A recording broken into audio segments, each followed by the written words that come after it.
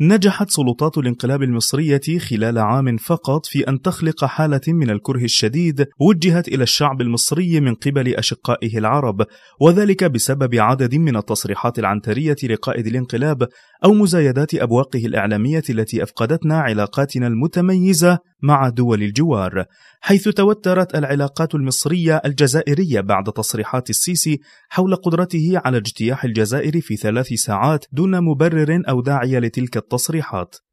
أما عن العلاقات المصرية الليبية فكانت الأكثر تأثرا نتيجة دعم السيسي لخليفة حفتر قائد الانقلاب العسكري في ليبيا، وما نشر مؤخرا عن تدخل عسكري وشيك لمصر في ليبيا بعد هزيمة حفتر أمام الثوار الليبيين، وانعكاسات تلك القرارات الفاشلة على حياة وسلامة المصريين العاملين في ليبيا. وكذلك اعتبر الانقلاب الجمهورية التونسية أحد أكبر أعدائه في المنطقة بعد رفضها الانقلاب العسكري في مصر ونجاح الثورة التونسية في استكمال أهدافها ببناء مؤسسات ديمقراطية وإصدار دستور حقيقي يعبر عن الثورة التونسية، وما تعرض له المصريين في معبر رأس جدير خير دليل على انعكاسات قرارات الانقلاب نحو الحكومة التونسية.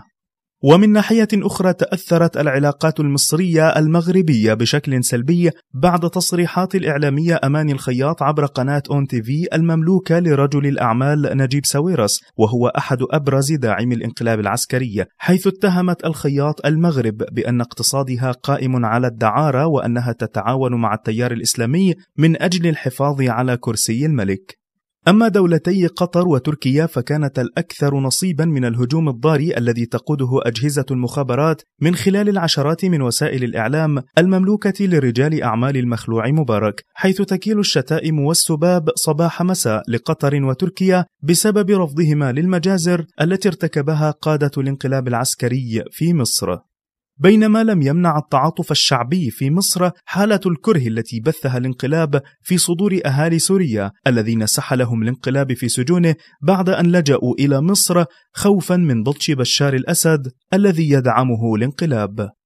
وفي قطاع غزة تكرر المشهد ذاته بسبب الحصار الذي تفرضه قوات الانقلاب على القطاع والمبادرة المخزية التي قدمها السيسي مستهدفا كسر إرادة المقاومة الفلسطينية، هذا فضلا عن استمرار عمليات هدم الأنفاق بين مصر وغزة. أما تصريح السيسي بأن السودان جزء من مصر فكانت الأغرب أن يصرح بها رئيس دولة عن دولة مجاورة في مؤتمر صحفي، مما دفع الكثير من السياسيين للنظر إلى تلك التصريحات من منظور سياسي وعسكري. إذن فالسيسي لم يبقي له أصدقاء في المنطقة سوى الإمارات والسعودية، وفي مقدمتهم إسرائيل صاحبة مشروع دولة اليهود من النيل إلى الفرات.